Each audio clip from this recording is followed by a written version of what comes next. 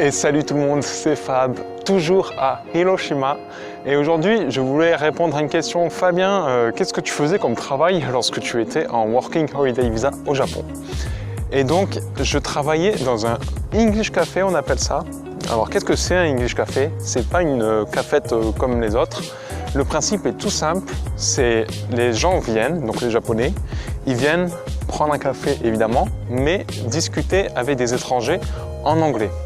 Alors ça peut être aussi en français, en allemand, en espagnol, coréen, bref, des langues différentes, mais c'est surtout orienté sur l'anglais. Puis donc les gens, ils viennent pour parler en anglais autour d'un café. Ça peut paraître tellement con en soi comme principe, mais c'est pas si débile que ça parce qu'au Japon, il faut savoir que c'est très courant de payer les gens pour passer du temps avec eux, ce qui me semble assez triste honnêtement. Mais bon, là c'est plus pour des raisons pédagogiques. Donc je trouve ça plutôt bien. Je trouve que c'est une excellente alternative en fait aux cours traditionnels et puis c'est moins cher. Les gens payent, je crois qu'ils payent 1500 yens l'heure et moi je touchais 1000 yens. Parce qu'il y ait un client ou pas, je touchais dans tous les cas 1000 yens de l'heure. Évidemment, je ne payais pas le café, des pop-corn, des chocolats et tout à disposition, donc je mangeais même, je grignotais gratuitement. Et parfois, on m'offrait les repas, voilà, parce que ça m'arrivait de finir à 22h, voire 23h, ça m'est arrivé. Donc oui, j'étais payé à boire le café et à discuter en anglais au japonais. C'est très rare quand je devais parler en japonais. Alors déjà, à ce moment-là, mon japonais était quand même très mauvais parce que je venais d'arriver en PVT, c'était mon début d'aventure. J'en ai déjà parlé de tout ça, donc si vous voulez savoir comment j'ai trouvé mon job, allez voir ma vidéo « Trouver un travail en 3 jours au Japon ». Donc c'était souvent pour discuter, ma clientèle était plus ou moins jeune, il y avait quand même pas mal aussi de personnes âgées qui venaient. Je sais aussi que il y avait une école juste à côté de là où je travaillais, du coup voilà, il y avait beaucoup de mères qui venaient juste passer leur temps dans ce café voilà, en attendant que les gosses aient fini de bosser.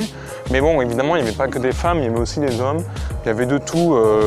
J'avais tout type de métier d'ailleurs, j'avais des policiers, des avocats, des étudiants. Alors il m'arrivait parfois de faire plus que discuter évidemment, quelques cours de grammaire de temps en temps il fallait donner. Je parlais d'un avocat tout à l'heure, je l'ai aidé à faire sa carte de visite en anglais, voilà, c'est un exemple parmi d'autres. Donc voilà, c'était un boulot vraiment tranquille, très bonne expérience.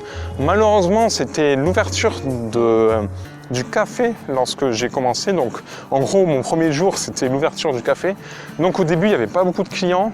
Alors comme je l'ai dit, moi ça ne me dérangeait pas parce que de toute façon j'étais payé, qu'il y ait un client ou pas, on me payait à l'heure 1000 yens.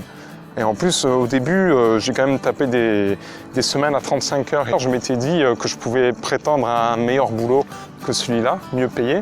Mais écoutez, j'étais tellement relax. Tiens, regardez, hop, c'est pas mal hein.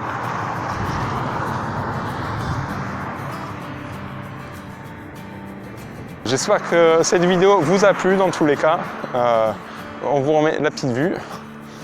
Et moi, en tout cas, je vous dis à très bientôt pour une prochaine vidéo.